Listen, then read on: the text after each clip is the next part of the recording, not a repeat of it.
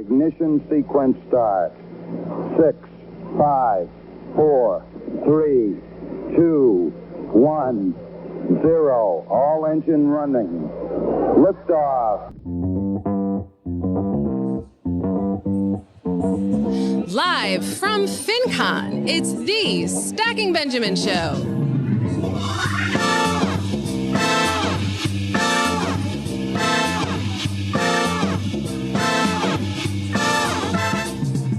I'm Joe's mom's cousin Diana, and on today's show, we're hanging out with some of the best and brightest in the financial community.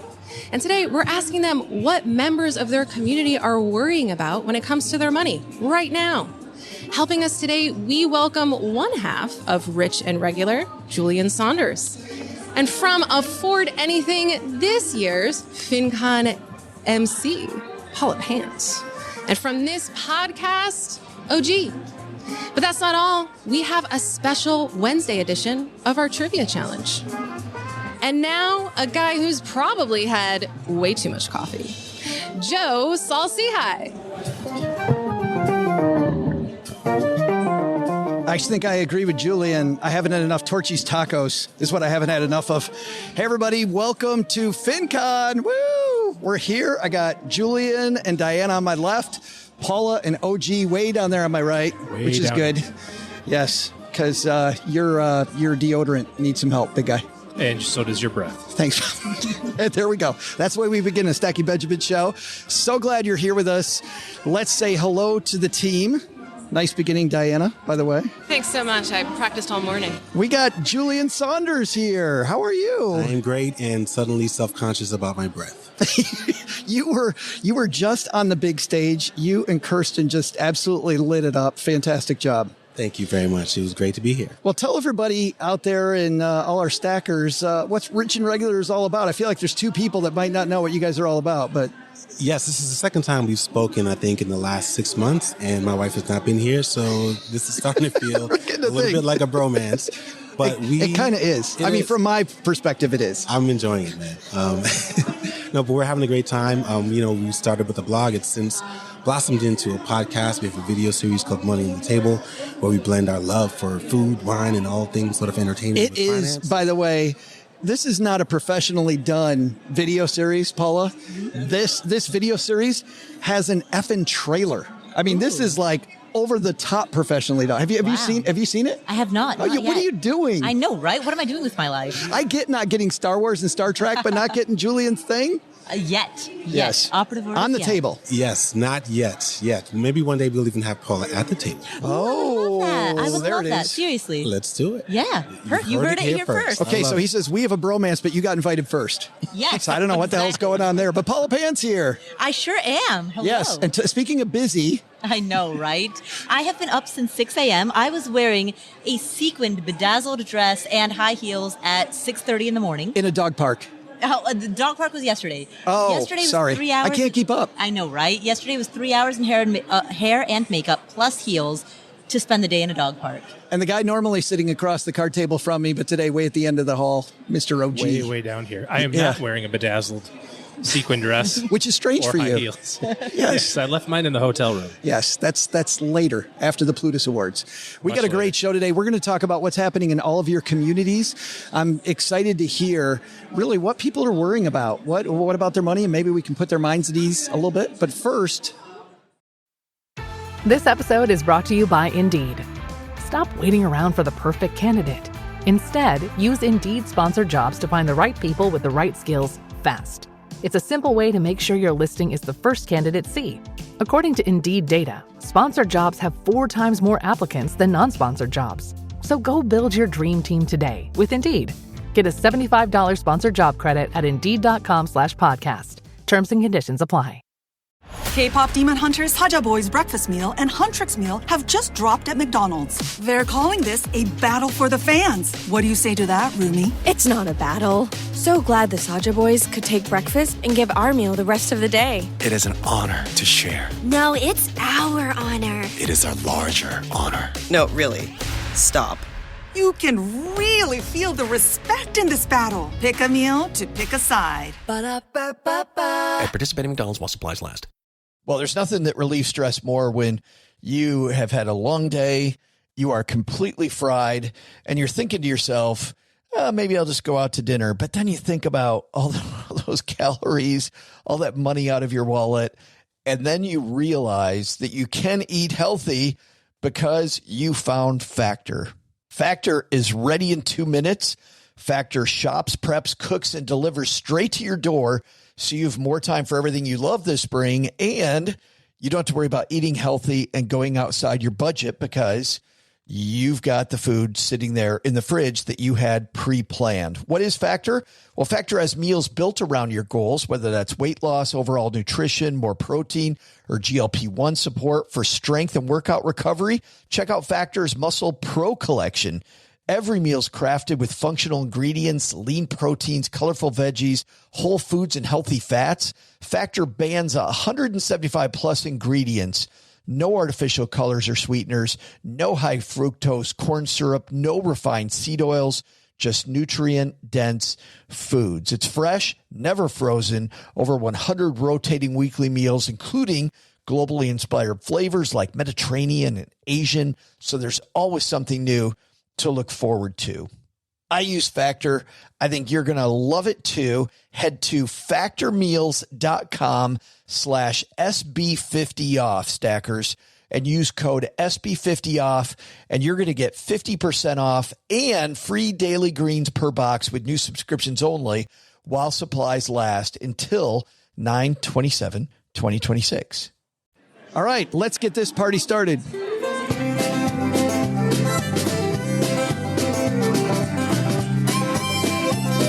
Music sounds appropriate being in Austin, doesn't it? It does. Like Austin, Texas. Fantastic. Julien, you're the guest of honor. Let's start with you, man. For you and Kirsten, when you're getting emails from people, listeners, viewers, what are they worried about right now? Worried. There's a lot to be worried about right now. I don't know if it's so much worried, but I think people are just kind of confused. There's so much content and conflicting information out there. Everything is sort of labeled as an opportunity. It's super exciting. You've got new currencies and new ways of taking advantage of things and becoming a millionaire overnight. And so I think that's part of what is kind of worrying people and concerning them. They don't really know what to believe, who to believe, what works, what path, what combination of things to do.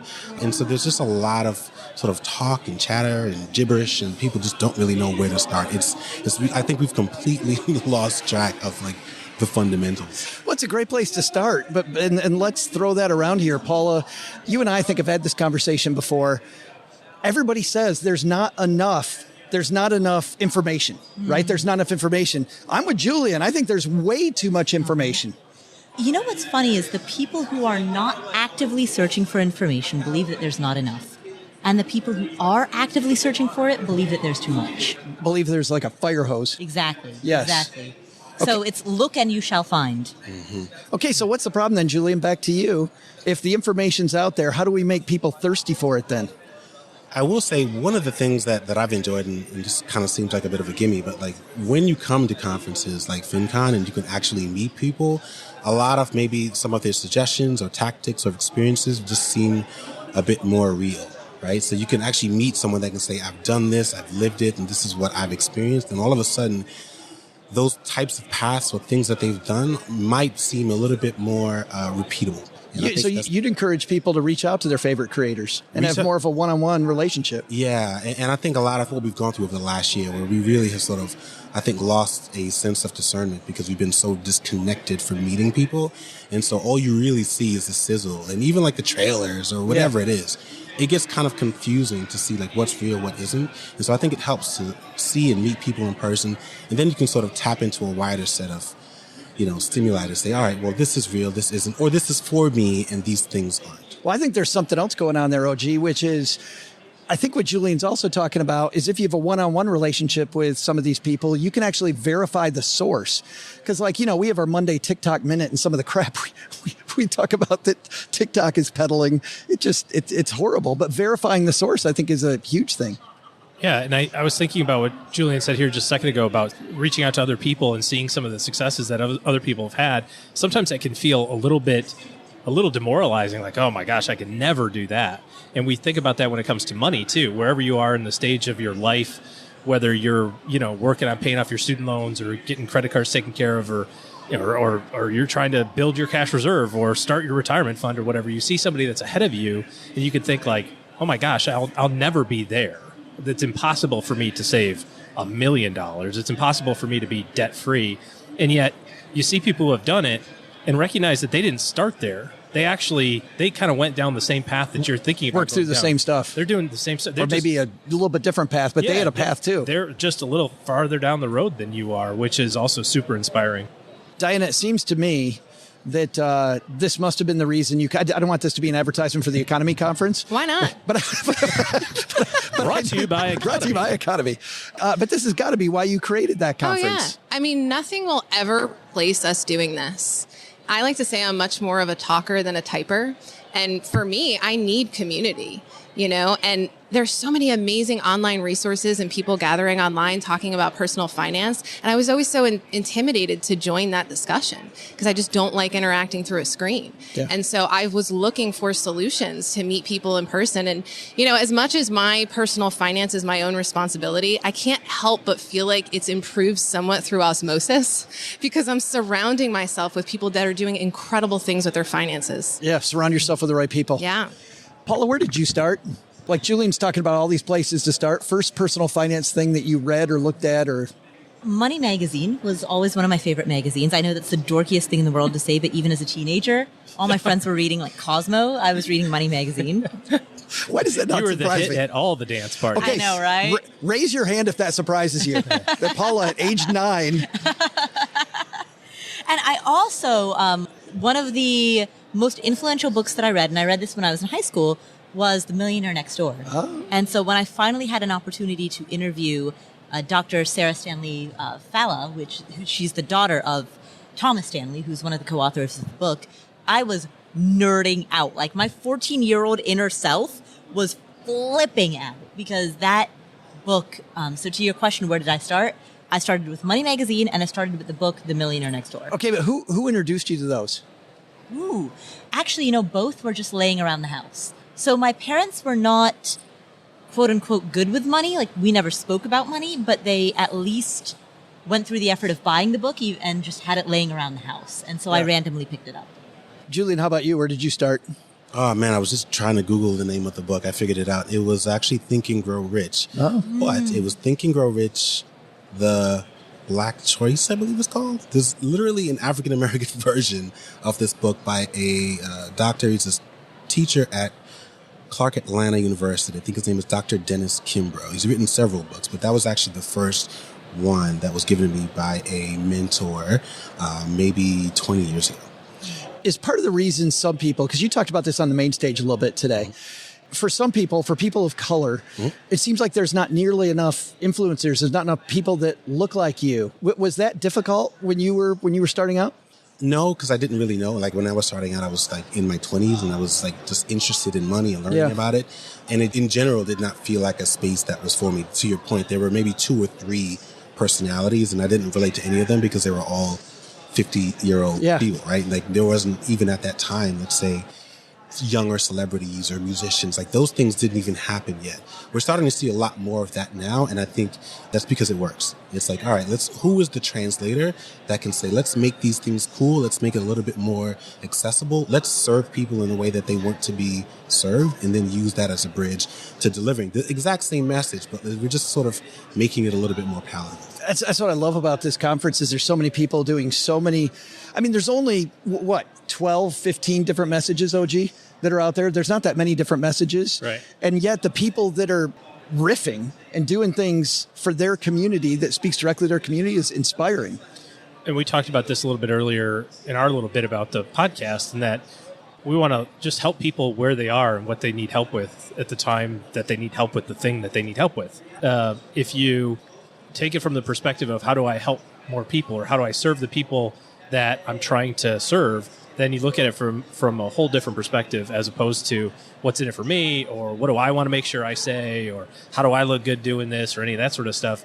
Come at it from the perspective of what do the people that I want to help have questions about and how can I answer those questions right now? We're going to have a special edition of our trivia challenge, which Julian's never experienced before. Oh, gosh. I am falling behind on the trivia. It is going to be tough. But before we get there, let's have the other person sitting right next to you with hers. Diana, people at the EconoMe Conference, like, what do you think people as attendees are starting to sign up? Well, not even starting to sign up, like there's tons of people signing up. Oh, yeah. What are they worried about? Well, in this current climate, people are realizing that you could have this plan for financial independence that I'm going to reach it at 40 and then I'm going to do X, Y, and Z. But we may be in a very different world then. We may not be able to travel. We may be dealing with a global pandemic. So I think there's this balance of how do I plan for the future, but also live for today. I don't want to wait to live my life until I reach financial independence. And that's actually a big topic of conversation at the EconoMe Conference and why people come to kind of fuel that inspiration going on their path to financial independence. But you got to live now too. Well, I think there's also something else there, Julian. You've been involved with the FIRE movement for a while, and there's a lot of optimizers out there, right? And I think what Diana's talking about is flexibility. Do you think people kind of get too into optimization? Yes. And I totally understand why. I mean, in most cases, or a lot of the cases that I've seen, like when people are pursuing this as a goal, I mean, it is all consuming, right? And all cards are on the table. What we should know, I think, particularly just spending over the last 5-10 years, and again, going back to my earlier point, you learn this when you start to have more real conversations with people, that there's more to this than just the numbers, right? There's the emotional and the family impact. Like, genuinely, I want to hear more conversations about what is the impact on marriages and family as you are sort of putting all cards on the table in pursuit of this goal. And, what are you going to do if the market tanks the day you hit your number? Do you suddenly feel less free? Right? And so those are the types of deeper sort of emotional conversations that I'm much more interested in having these days. And to your point, I think people tend to miss because they're just focused on squeezing every single dollar. Every penny. Yeah, a little too laser focused. And then as life changes, like Diana said, everything's optimized for one set of criteria and all of a sudden the game has changed. Yeah. Paula, I had my head turned away from you, but I could hear your head nodding because that sounds like an Afford Anything podcast. Like, seriously, it's all about this matrix of how to think, right? Exactly. And I think what we're talking about is not, it's the expression, seeing the forest through the trees. Wow, nice. Is that how you say it? It's a thing. It's a thing. Yeah, it's don't get so stuck in the weeds that you lose sight of the big picture. Yes. I used to, when I was a financial planner, and Alf, you talked about this too, because you're working with clients now. And I would work with these engineers that would be so stuck on this little minutia, this little detail, and making sure that we got this one little thing right. And I remember having to pull some of those people back and go, dude, you haven't saved a dime for retirement. Like, who cares? Who cares if this mutual fund has a 0.10 versus 0.12 expense ratio? You haven't saved any money. Yeah, it's sometimes that. It's also thinking about how the different changes throughout your life are going to kind of alter your plans, whether, like Diana said, whether it's something as crazy as global pandemics, or it's just like, hey, surprise, I had another kid.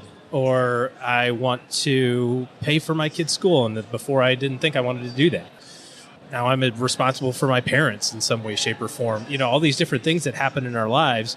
And if you're just kind of on the path of this is the only way to be successful, or this is the only thing that works for me, or this is the only strategy that can possibly work, you miss the opportunities, and then you also get paralyzed if something bad does happen. You know, flexibility is really quite important from a planning standpoint, and understanding that there's always going to be changes along the way. I think there's a distinction between precision and accuracy. So, Joe, what I hear you talk about when you give the example of the engineer that's so specific about a 0.001% difference, that's very precise, but it's not necessarily accurate. You're shooting at the wrong target. Exactly. One thing I don't see in this community enough, I think, talking about how things are going to change. Diana, you mentioned pandemic, things that are external, but things happen in our own family. Like, there was a gentleman here for a number of years, Paula, you'll remember him, Adam Baker, who did a documentary about how people don't die at the end of the story. You die in the middle of the story. And there's people on their deathbed. He told me the story about this woman on her deathbed, knows she's dying today, and she's worried about who's going to pay the water bill next week. You're dead. You're not going to be here. We don't really address those issues though. I remember Adam, because of the fact that he stood out here so much because he's talking about risk management. I feel like in this community, we don't talk about risk management a lot.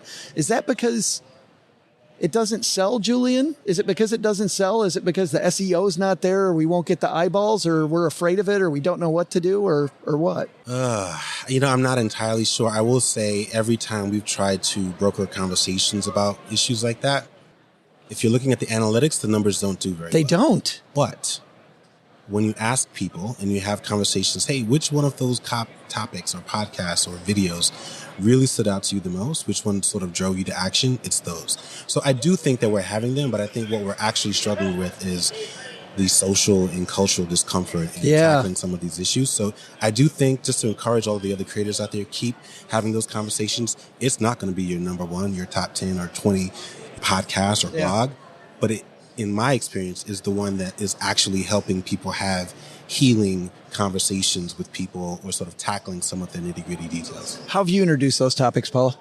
Oftentimes, I'll start with whatever is motivating a person. So if a person's highly motivated to travel or to take an early retirement or to send their kid to college or to have a kid and know that they can financially support one, whatever that why is, we start with the why and then work backwards from there. So then what could possibly get in your way?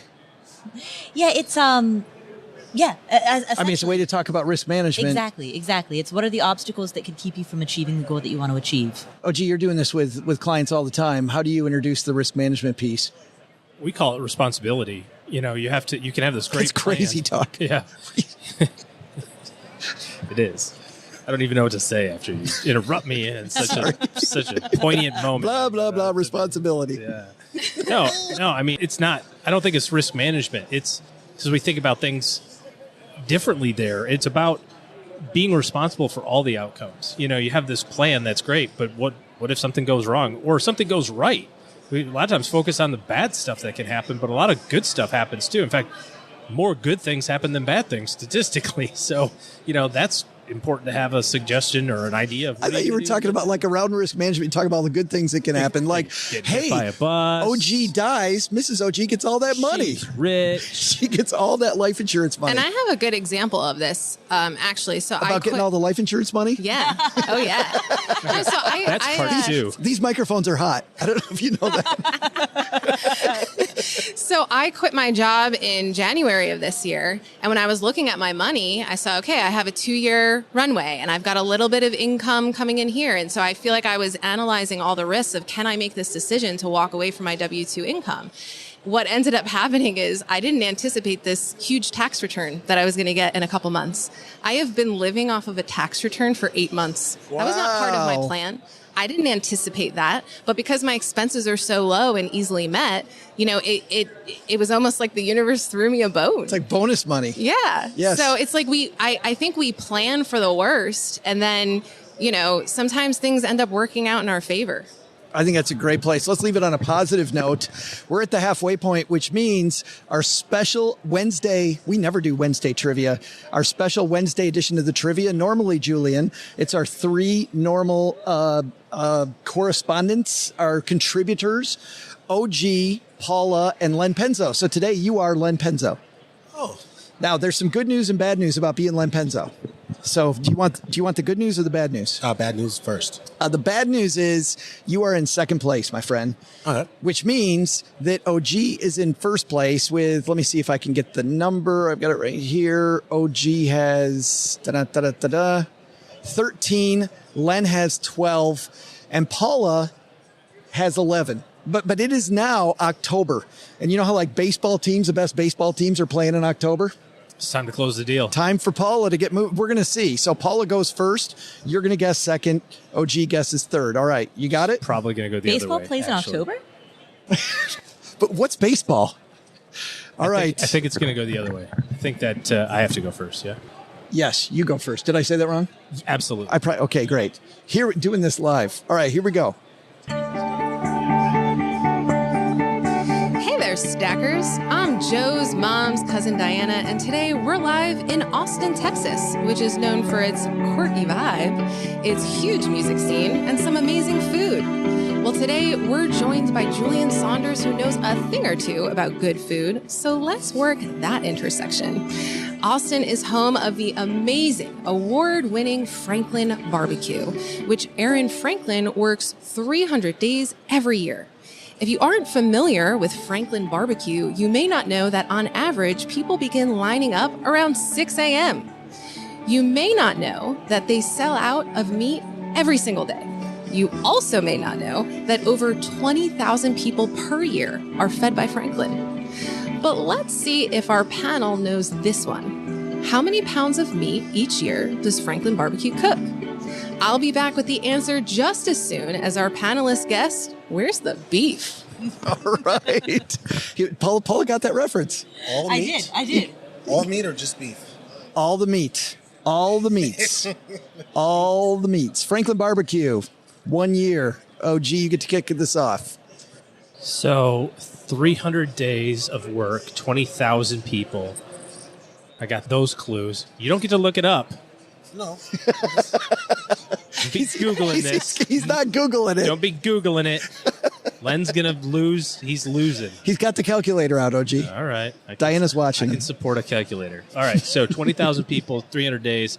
You can tell how cutthroat this is, Julian. These people play for keeps. 100 people a day, I think that works out to be. 7 times 2, 21,000, give or take. The average person would eat a half a pound of meat a day. So, wow. I would never poop again. It's Franklin Barbecue, man. It's delicious. That's right. So 350 times 300, 10,000. So I'm going to put the stake in 11,307 pounds. 11,307. 11,307. Mr. Saunders. Oh, I would say 50,000 pounds of meat. Oh, you think he's way low? Yeah. Yeah, you think we're bigger carnivores than OG does. This is Texas. That's true. Everything's bigger in Texas. Paula, you got 50,000 and 11,307. So I guess the question is, do I want to capture the in-between or the downside? Given the amount of math that OG did in order to arrive at 11,307, and the assumption that's predicated on a person eating a half a pound of meat a day, which sounds like a lot, I'm going to guess 11,306. Wow, 11,000. And that's how it's done, right there. She gave you the upside, Julian. Julian thinks people eat 7 pounds of meat a day. A brisket alone is around 18 pounds. Yeah. If you've ever seen the line at that place, I mean, it's a monster. It's a lot of meat. It's a monster not just line. beef. You got to think of ribs and all the other stuff. I said meat. We would love to tell you who's right. I have no idea. We could continue this argument about it after we find out the answer, but we'll be right back. Stackers, you already know that buying a car can be frustrating. You usually feel like the other person's got a lot more information than you do. Well, guess what? When you become a member at Navy Federal Credit Union, life gets better. Buying a car the last 2 times has been so easy for me. And also some of the notes I'm getting from you, Stackers, about your Navy Federal Credit Union car buying experience has also been great. You can finance if you need to through them, buy it with their help, protect it, and enjoy your auto purchase all through one convenient place. If you need to finance, they have low rates and pre-approval. It's going to be good for 90 days so that while you're shopping, you have your budget locked in. You know what you can afford, and nobody can talk you out of that. And if you're buying new, you can save thousands off MSRP with Navy Federal's car buying service. I used this, and it saved me so much money. The Navy Federal experience powered by TrueCar allows you to pit dealers against each other. Forget all the phone calls that you get. Let dealers go up against each other. It's like they're bidding for your business. It's pretty awesome. You can also get exclusive member savings with Carfax. So if you're buying used, you can dig into what problems the car might have had. Geico, of course, to insure it. SiriusXM for enjoyment. They're always available with 24/7 member service representative to answer any questions.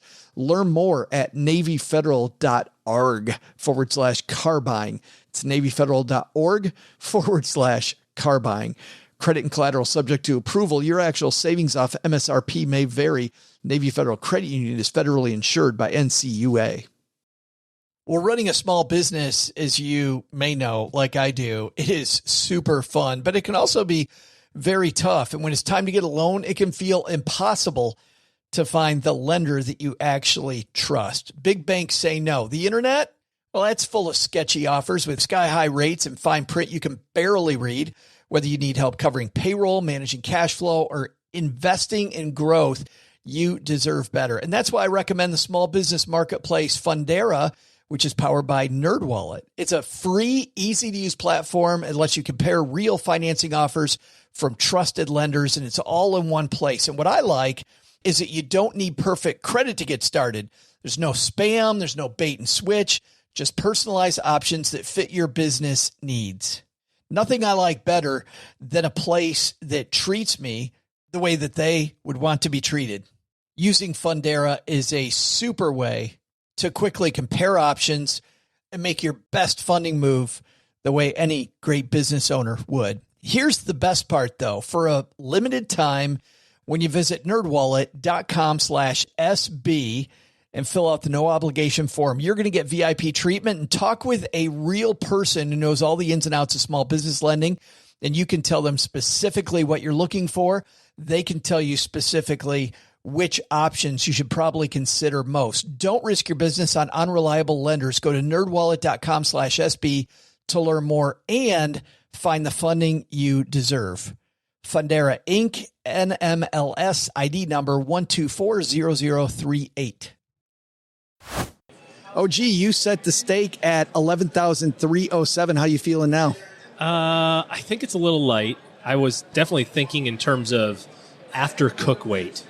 I was not accounting for the runoff of shrinkage. Yeah, there's a lot of stuff that comes off those big briskets. It's a lot of. Why does every guy squirm when you say first shrinkage? No, just you. Just me. Why do I squirm? Awkward. Paula, you took the downside, 11,306. Yeah, no, I'm marveling at the fact that you have now said set the stakes at no one has called you on the pun. Thank you. And finally, there's one here. One person paying attention here. Julien, you've got the entire upside. I mean, you could be way lower than 50,000 and you and Len still have it. Yeah, I have no idea. I'm guessing, but I don't. I think they're low. Well, here we go. Diana, you ready? Hey there, stackers. Okay, the deliberations are over and the votes are locked. Franklin Barbecue is often referred to as the best barbecue in town, but there are lots of other iconic brands that call Austin home. Chewy's Mexican food began right here in Austin, as did Torchy's Tacos. And that restaurant with the most famous signs on the internet, El Arroyo. I love those signs. Do you, Joe? Those are fantastic signs. Are you not familiar with El Arroyo? Here are some of my favorites. I don't always roll a joint, but when I do, it's usually my ankle. Ba-dum-bum. What? Okay, I actually really love this one. What if soy milk is just regular milk, introducing itself in Spanish? And how about this one? My housekeeping style can be best described as there appears to have been a struggle. But we're not here for El Arroyo, Torchy's, or Chewy's. We're here for Franklin Barbecue. Our question was, how many pounds of meat do Aaron Franklin and his team cook every year? If you said 250,000, that's way too low. But if you said 650,000, you'd be our winner. So that makes it Julien. 650,000. I was thinking a week. Dang it. That is gross. That's a lot of meat, Julien. Oh, my God. What is wrong with you people? Hey, Paula, good thing you took the downside. Wow. Looks like the average person eats way more than half a pound. Slightly. All right. Congratulations, Julien. You and Len, now you helped Len get into first place. I'm sure you tied for first. Yeah, he totally ties for first. And Paula, maybe next time. Wow. Hey, the second half of this conversation, hello, is brought to you by Magnify Money. Julien, you know what happens when you go to stackingbenjamins.com/Magnify Money? Tell me. You find out, believe it or not, I love the look. Those financial products you use every day from your brick and mortar bank, probably not best in class. I don't know if you know this, but over 95% of all the stuff that's online ranked head-to-head at magnifymoney.com. You go to stackingbenjamins.com/magnifymoney, tell them we sent you, and get better banking products. That sounds awesome. I'm going to do that right now. Nope, you're staying here because we are now to Paula Pant. What's the Afford Anything community worried about? The Afford Anything community worries about, is the market too nuts in 2021? That's what I'm hearing lately. If you're asking for a timely topic, it's 2021 makes no sense. All of the assets are high. How do we deal with it? Let's get nerdy on that, OG. The VIX, just before we recorded this, that's the indicator that shows risk in the market, just jumped through the roof just before we recorded this a couple days before. So what do you think? Market too high? I think it's really important always just to recognize like what you're trying to define as high. Oh, apparently everybody's getting fist bumps. I think I'm not getting a fist bump. And weird handshakes. Fist handshakes. I don't know. Fist shakes. Fish shakes. Yes. Is that what it's called? The fist hugs? Yes. That's really awkward. Bugs. I got a new word. Yeah. TM. Now we're going to say TM. TM. I'm going to to make the T-shirt Fugs. out of that. TM. A whole bunch of, give a lot of fugs around here. I give 0 fugs. That is the number of fugs I give. Oh, I feel better about botching the earlier part of this segment. Oh, gee. The VIX is through the roof. Oh, this is all staying in. Risk seems to be high. And for people wondering, Paula did botch it, so we had to redo it. The stock market is always high. That's what it does. It always goes up. I got to look this up again. I had it and I don't remember it. The number of days a year that the S&P hits all new highs, it's something like a third of the time. It's always going up, you know. So when you say it's at an all-time high, it was at an all-time high in 2017. It was at an all-time high in 2006. It was an all-time high in 1947, you know. So all of that is just, it's frustration and it's the inability to make decisions. Like we were talking about earlier, like what people are thinking about, and there's too much information or not enough information. There's not enough action, you know. So what's the worst that happens if you invest today and the stock market goes down 20%? If it goes down and stays down for the entirety of humanity, yes, that turned out to be a bad idea. That's never happened before, so it's unlikely that it will happen, that the stock market goes down from today and never goes back up again. I just don't see that as an outcome. And if it does, there's other issues that we have to deal with. So you always need to be investing. It doesn't matter what's happening. Is he right, Julien? Are we often worried about the wrong stuff? I think there are some people that have justifiable reasons to be concerned about that. Those are typically people who spend a lot of time sort of analyzing and maybe overanalyzing, and they maybe really enjoy that process of trying to time the market. I'm not one of those people. I don't spend a lot of time focusing on those things. I would much rather focus on the amount of income and how I'm earning the income, right? You know? Are you worried about the market being high yourself, though? No, I've never been. I'm at a very interesting point in my life. I'm very fortunate. I don't really spend a lot of time paying attention to those things. It's not my interest, and it doesn't. But I just feel like you wouldn't anyway. Why? Why say that? Because I think you put your money in an index fund and you're a long-term investor, and that's what you do. And I believe in that strategy. Yes. So yeah, that's exactly it. So I don't really spend a lot of time sort of focusing on whether or not it's high or it's low. That's not really my focus. Yeah, Diana, worried about it? No. I mean, when I invest my money, I actually look at it as like a tax, where in my mind, that money's gone. I paid a tax to my future self. I'm going to throw it in an index fund, and I'm not going to be looking at this for, a decade or more. So I'm good. And for a long time, you taxed the hell out of yourself, didn't you? I sure did. You did. At a 60% rate. Yes. That's a hell of a tax rate. Paula, are you worried about it? I'm not, no. I think long term. I mean, to echo what everyone else has said, if you take a long-term vantage point, then there's nothing to worry about. But, okay, let's change the game. How about this crazy real estate market? So this real estate market the run-up is a result of very different factors than the run-up that happened in 2005, 2006, 2007. Are you worried about it? No. OG, worried about real estate?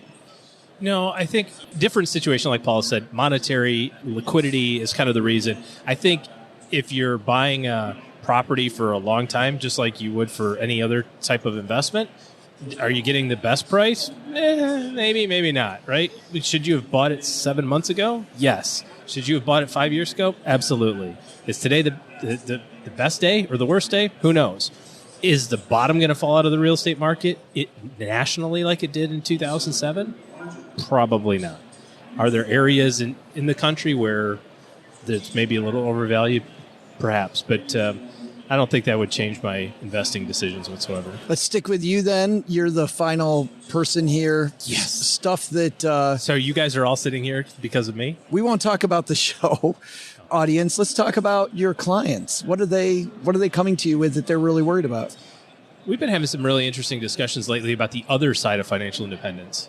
We spent a lot of energy and effort getting on the front side of it. And if you're in the stage of paying off debt and starting your Roth and doing all that cool stuff at the beginning, what I'm about to say again, like we talked about earlier, seems like I'll never be there. But on the other side of financial independence is really kind of interesting because now what? Now what are you going to do? You know, you work in your 30s and your 40s and you save a boatload of money and you get to be 50 and now you can do it. You've got enough money to walk away. And then you go, but those idiots just gave me $250,000 of restricted shares. I should probably stay for another year.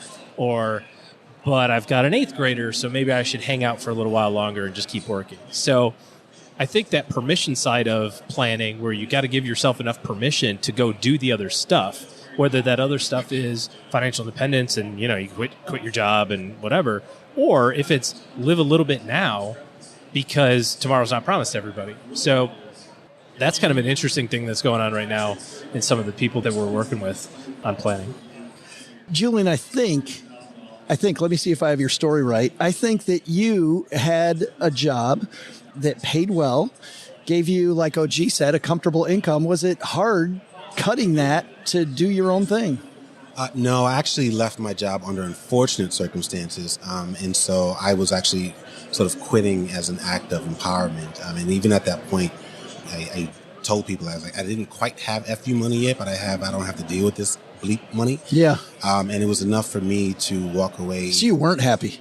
No, I was not. I was happy, but then I really got blindsided by a bunch of BS, and it was really unfortunate. And so, but I sort of turned that into a positive and said, you know what, I'm going to use this as an opportunity to really see if I believe that I am the person that I described on LinkedIn. If you believe you are that person and you are the strategic visionary thought leader and all of the insert fluffy words, well, put your money where your mouth is and be the creative person that you believe that you are. And pretty fortunate that that's kind of worked out. My friend Carter Cofield said yesterday during a great breakout that he gave that you need to surround yourself with people who think bigger about you than you do yourself. Mm-hmm. Yeah, and I feel that. I mean, I remember just wanting to win, the team award or the department award and just always kind of falling short. And it wasn't until sort of the end of my tenure at this company and in that department where I kind of felt like, there were forces sort of against me that I had absolutely no control over. And I'm not here to sort of whine about those things. Yeah. Those things happen. I was just fortunate at that point to say, you know what, this is why you did the work. This is why you sort of lived below your means and invested consistently and developed these skill sets outside of your job so that when something happened, if it wasn't that, it could have been an injury. It could have been my mother being sick or any other number of reasons that sort of happened.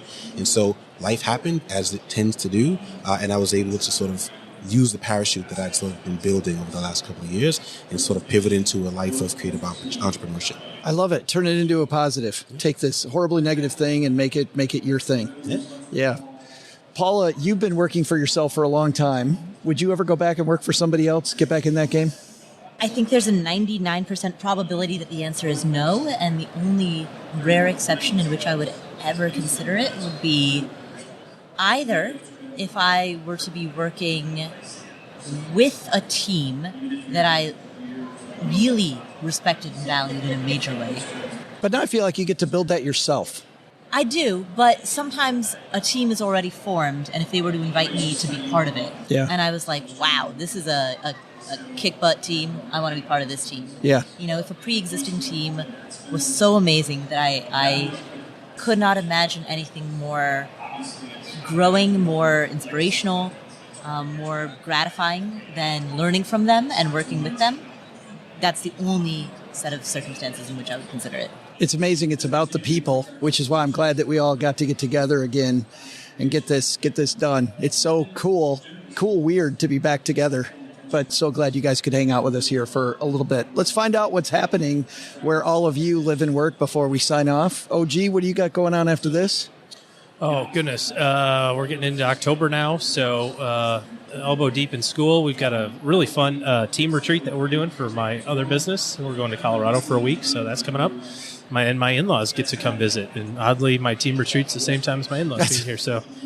sadly, I'm going to miss hanging out with them. It's weird how the scheduling conflict happened. I mean, it was just really unfortunate. It is. That's horrible.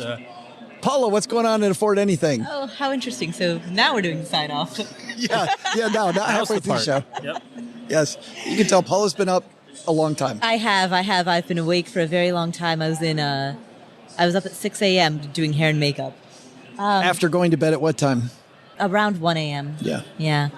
So it's been a long couple of days, and it's going to continue to be a long couple of days. But to answer your question, Joe, on the Afford Anything podcast, every other week we have a guy by the name of Joe Saul-Sehy. What? I know, right? That guy. Right, that guy. So he comes and ruins the show every other week. If you'd like to hear how that happens. The joke's on you because you keep inviting me back. I know, right? Well, and then I get to watch your show, so we're even. There it is. We destroy each other's stuff. Yeah. Diana, before you get to our guest of honor here. Can you guess what I'm doing? I am planning a party about money. Are you kidding? Really? Tell us about it. It's called the EconoMe Conference. It's pretty much like positioned as the TED Talks of the FIRE movement. So we've got some amazing main stage speakers. We are closing out the show with an incredible panel with you, Joe, and you, Paula. And we've got JD Roth, and we've got Julian's other half, Kirsten, on the panel. It's going to be amazing. So it is happening mid-November. We are kicking off the weekend with the Stacking Benjamin show. Friday night. Tickets to that going pretty briskly as well. Oh, yes. Yeah. Oh, yes. So I am all systems go focused on that. I can't wait. So are we. We put together, I think, a pretty fun show. We decided this last week what the theme's going to be for that show and for our tour. And I can't wait. I can't tell anybody. But Julian, do I get to know? Thanks maybe later. Okay. Talk to me later. Thanks. Julian, thanks for hanging out with us again, man. It has been a pleasure. The bromance continues. It's always fun to keep the candle, keep things spicy in here. I love it. By the way, I shouldn't tell you this, but I'm hosting the Plutus Awards tonight, and I have the best joke, and it is at your expense. Oh. That's just wonderful. It is going to be fantastic. Keep it clean, Joe. But on that, what are you not doing at Rich and Regular?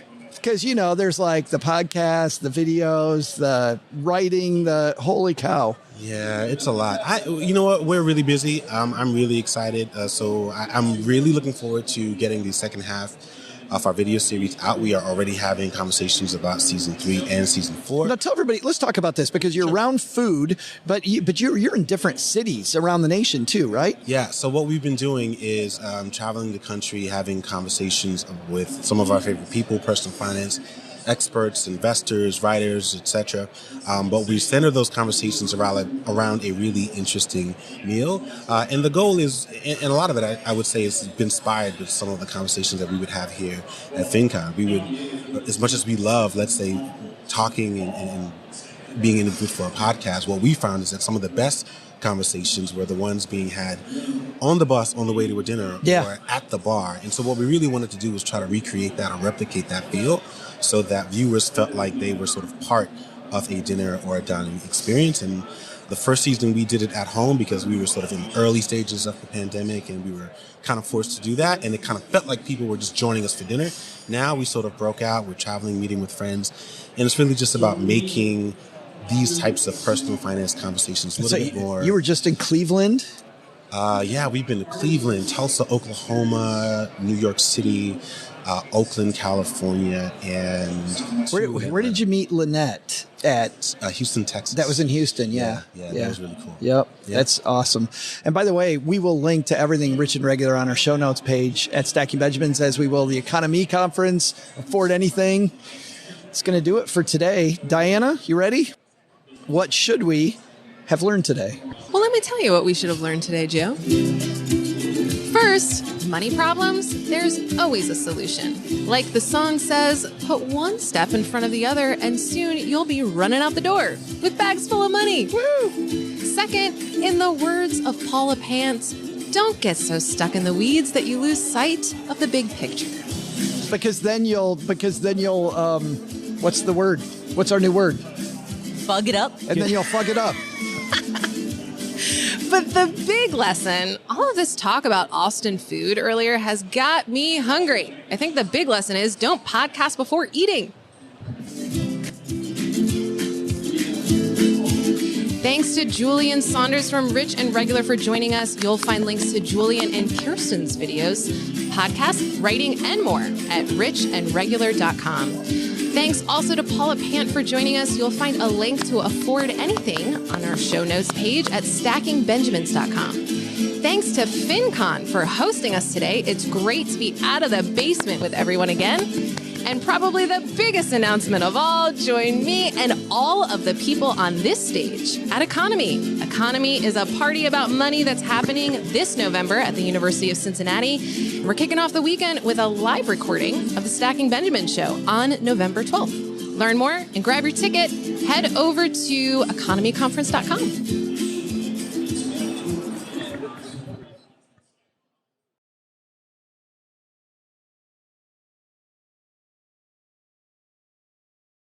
I feel like I just got here. Now we're bam. It's like a Monday.